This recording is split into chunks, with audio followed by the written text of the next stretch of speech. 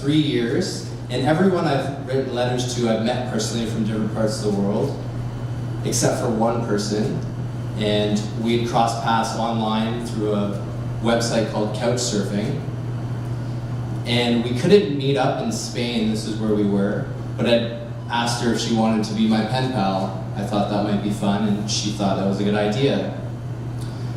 So fast forward 3 years, I'm back in Canada, and I hadn't gotten around to writing this specific letter, and my dad came in the room, and he said, "You've got mail." So I finished what I was doing, and I decided to go for a walk and open this package because I wanted to rid myself from distractions or really absorb the moment. And I read this letter, and it was really inspiring that someone would take the initiative to reach out to someone who they'd never met. And fast forward 3 years, this girl, Layla, and I had exchanged about 4 letters to each other. And just a couple months ago, I got a message on Facebook where we would talk occasionally on Facebook. And she said, "Jeff, do you fancy a trip to Nepal?" And my first thought was I was flattered that someone would invite me halfway around the world. And my second thought was, Nepal? I don't even know where Nepal is. I'm definitely not going there. And winter had just set in. We had our first snowfall, and I really do like the winter. It allows me to slow down in life. So I asked her anyway what her thoughts were and what her visions were. And she said she wanted to hike in the Himalayas, and she wanted to help volunteer at some communities. So I entertained the idea, and the more I started talking with her, the more it started to feel real. And I started envisioning myself in Nepal, in Asia, which I'd never been before. And I thought to myself, I'm 27, I'm still young, I have time freedom with my job. It almost seemed like a no-brainer at that point. So before you know it, I was on the phone with my mom, who's a travel agent, and I'm giving her the last few digits of my credit card number. And I love those moments where I start trembling to give that last number, and it's like you're about to push the send button, or you're on the fence, you're at the crossroads. And eventually I'm waiting in silence, I'm hearing some keyboard clicks, and I hear my mom say, "Jeff, you're going to Nepal." So I close my eyes, and when I open them, I'm standing 2,000 meters up in the mountains in a village, and I'm standing beside my pen pal, and we're pinching each other, and we keep saying, "Is this real? Are you real?"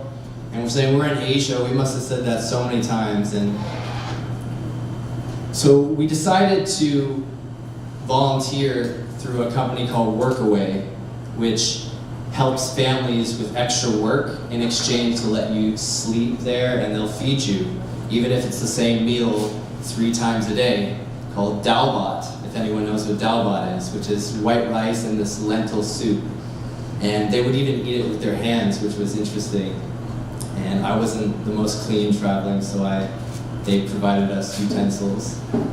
And at this Workaway, we helped milk the buffalo, and we did little other tasks because it was the off season. They didn't have a lot of work for us.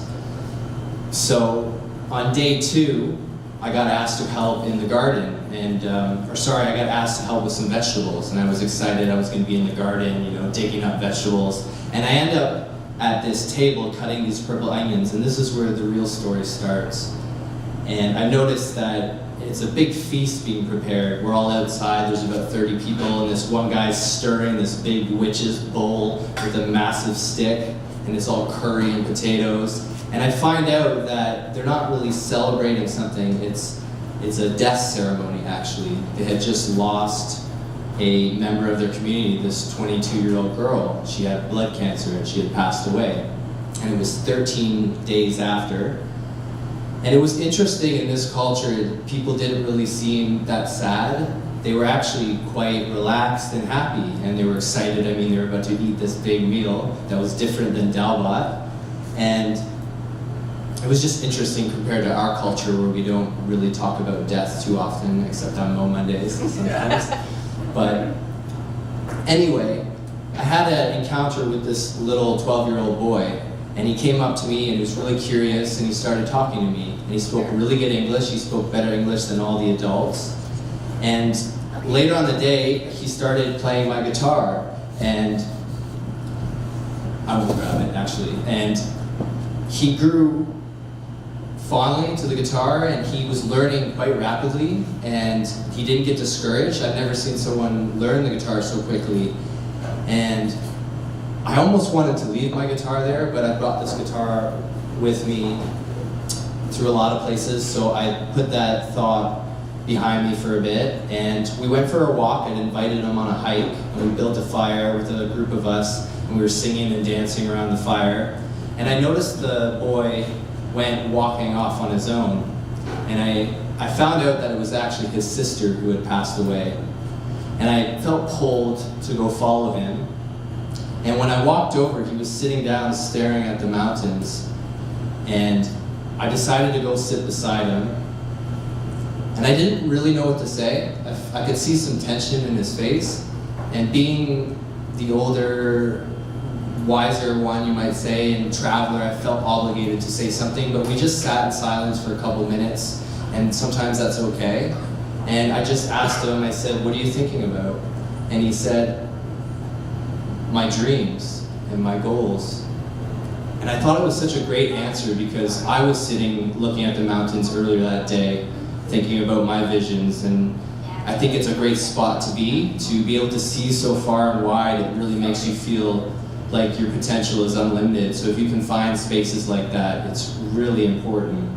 So fast forward a week where we leave the village, and we end up hiking another mountain about 4,000 meters, and then down 4,000 meters in a week. That's a whole other story.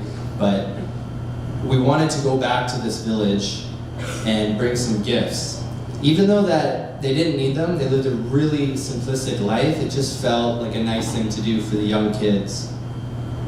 And I felt obligated to get this kid a guitar. I was in Nepal, everything's quite cheap there, and it just felt like something I needed to do, even though the man we were living with said it's not necessary in their culture, but if I really wanted to.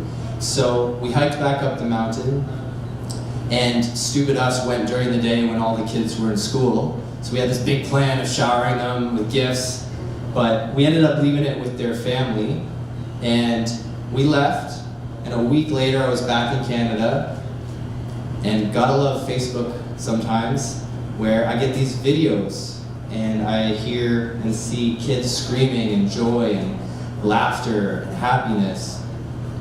And it just filled me with so much love and fulfillment, and a feeling that will stay with me probably the rest of my life. And like I said, I didn't need to do that, but it was a nice thing to do, a little thing. And I get a video of this kid playing guitar, and he's progressing already, and I'm sure that guitar is going to change a life like it's changed mine. So the last thing I'll say is, every time I go traveling, I really like to bring travel home with me, whether it's in the form of journaling. I really like to write in my journal when I'm traveling, or I'll get other people to write in their journal, or in my journal. Or I'll take a lot of videos and capture people's emotions and hear their voices. But this time is a little different, where I was able to actually leave a piece of me in Nepal, a physical piece and a spiritual piece, if you want to say. And I was able to leave joy in this community that I can watch grow and hopefully return someday. And the last thing was, you don't need to travel that far to leave a piece of you, right? You can leave a piece of you in strangers you come across with something so simple, and the Nepalese people did this so well, is whenever I'm traveling, I like to try and smile as often as I can at people and just send good vibes.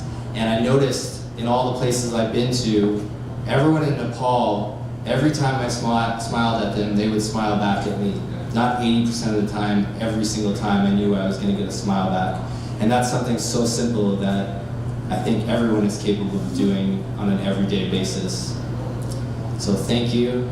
Namaste.